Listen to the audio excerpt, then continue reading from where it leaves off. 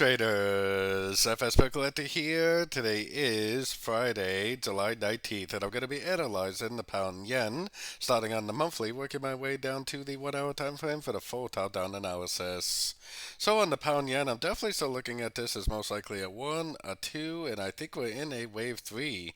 We are at the 178.6, which is definitely a likely area for wave 3 to end. There's really no proof that the wave 3 is over, so I mean, there definitely is a possibility that it keeps going up. But if the wave 3 is over, then it should go down, make a big wave forward, eventually go back up for a wave 5.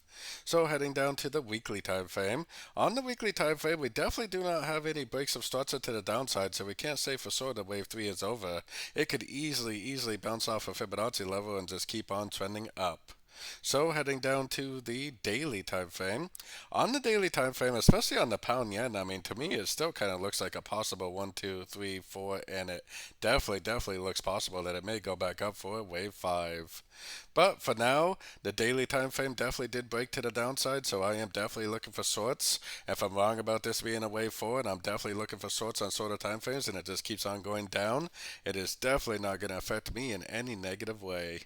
So going down to the 4 hour time frame, I'm definitely looking for shorts. Like I said, the last major structure level for me is way up here, so unless it actually breaks this level, I will continue to look for shorts on the shorter time frames.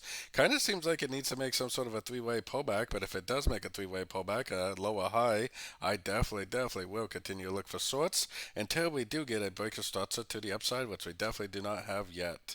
Going down to the 1 hour time frame, this move up definitely looks like 5 waves, which makes you think that it is either a wave A or a wave 1. That makes you think that this move down would either be a wave B or a wave 2, and that it would later on go back up for a wave C or a wave 3. Now, you really have to keep in mind that sometimes what you think is a wave B will actually be the continuation of the downtrend. The trend definitely did turn down on the daily, so it easily could just keep on going down very easily. But if it does what you would think would happen with normal Elliot wave patterns, then it probably should either go up and make a wave C or a wave 3. And if you know how to use your Fibonacci, especially Fibonacci extension levels properly, you definitely should be able to tell the difference between a wave C and a wave 3. So don't forget to join my free Discord channel, which is linked over here in the corner. And as always, thank you and happy trading.